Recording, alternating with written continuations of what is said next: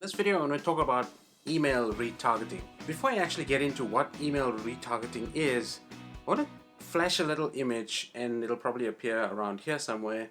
And this image is showing results of sales that have been generated from automated emails, i.e. retargeting emails, which I created in a system for a customer who has a Shopify store.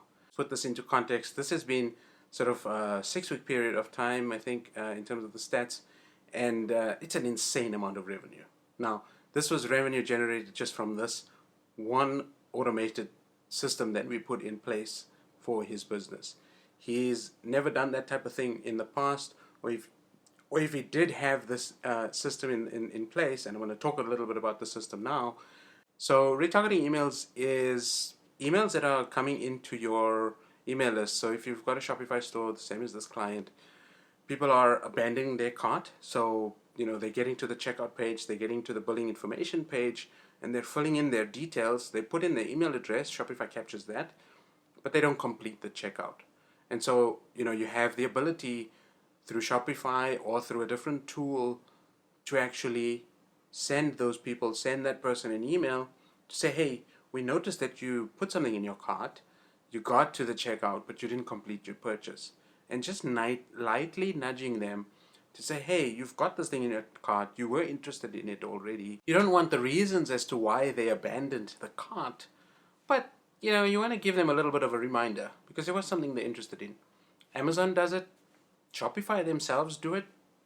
There's lots of companies, e-commerce companies, or even normal other businesses that are doing it all the time, and that's going to increase your conversions. Now, close rates on abandoned carts, depending on the content, depends on the product, can be high, can be low, but having something in place is definitely something you want to do.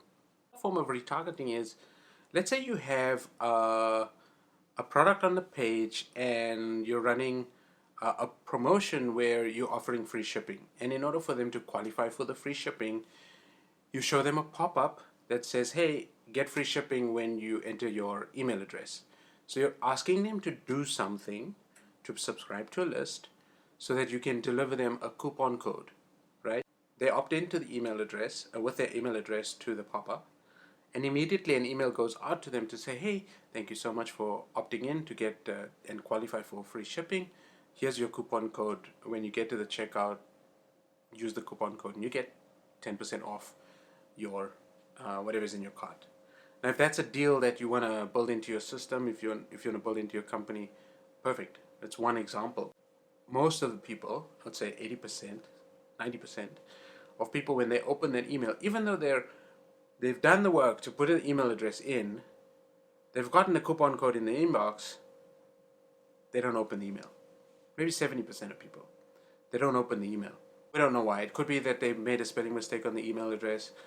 Maybe they're just not that keen on a discount. Maybe they buy anyway, and the offer is not good enough for the pop-up. There's 101 reasons as to why they would not open that email.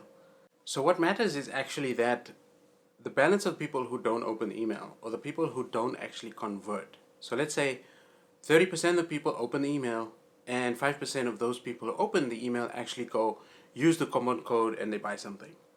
Okay, so what happens to the rest of the people, the 95%, the 70% who didn't open the email, and the 95% of people who didn't buy when they opened the first email? They opted in for a discount. Maybe life happened when they got the first email. Maybe they didn't check their email. Maybe they opted in, but they realized that they didn't have their email app on the phone, or they didn't have a decent internet connection, or whatever the case may be. They were getting off a train to get into a taxi so that they can get home. Life happens, So why not email them a reminder, maybe 3-4 hours later. Say, hey, you interested in this deal? Do you want to still check it out? Here's the code.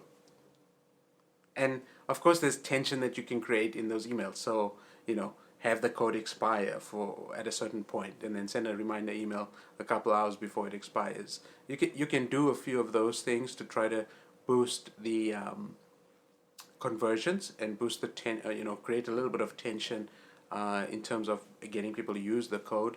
And yeah, that helps. And just by putting these little systems, like we may think that, oh God, that's so simple. Or you may think, hey, that's so cheesy. But you know what? People get in, life gets in the way. People get stuck with stuff. People are busy. People are, there's so much distraction. There's so many points of attention that are trying to grab us. You know, notifications from Facebook, notifications from Instagram, your emails buzzing all day long, your whatever, you're getting phone calls, you know, wife or whatever. Like, there's lots of stuff going on in your day. So, you know, just having these automated tools where if you're running a business and you're trying to leverage the tools, you're trying to automate things, you're trying to get as much as you can out for your customers, right? At the end of the day, if people have shown an interest already, they're kind of 50% of the way there. All they need to do is just finalize their decision. They've already made a decision in some way, or they've made a micro decision in terms of getting to where they want to get to. You know, help them along. There's nothing wrong with that. I don't see anything wrong with that. Where I do have a problem is but by over emailing them, right? We're talking specifically about retargeting emails. If you're emailing them every single hour to say, hey, buy my shit, buy my stuff, buy my stuff, buy my stuff, not cool. I don't enjoy that. I don't think that's appropriate. And you're going to get high unsubscribes, and people are going to complain, and your domain deliverability is going to get poor. Email people with permission. So by them opting in to the pop-up, by them asking for the coupon code, we want people to engage. We want them to see what we have on offer, and then buy into that process, to buy into the fact that yes, they can get a discount, or they can jump in on a challenge, or they can qualify for a freebie, or in a contest, or you know, sign up to the newsletter because they know that, you know, Black Friday is coming up and maybe there's a deal in the Black Friday email campaign. And you can actually set things up that way, where, you know, you're letting people know that this list, that this subscription is going to benefit them. How does it benefit them? That's the most important piece. You could have your retargeting email set up against your funnel, even if it's not an e-commerce business. Your funnel could be maybe a phone call funnel. Maybe it's a webinar that you're promoting. You know, people that have opted in for the webinar but didn't show up. Send them an email, say, hey, here's the replay. You missed it, but here's the replay. Or, you missed it, but there's still a deal. Or, hey, you know what? I'm actually going to run the webinar again. Why don't you register for the next one if you couldn't make it for the first one? If it's a phone call funnel, people miss phone calls all the time. Send them a follow-up email. Say, hey, I'm sorry that I missed you on XYZ date, so-and-so time. Perhaps life got in the way. Shall we reschedule? You may recover a few of those, most likely not, but it's worth trying. And if you have an automated system, why not have the system do the emails for you? Automate that process so you don't have to think about it.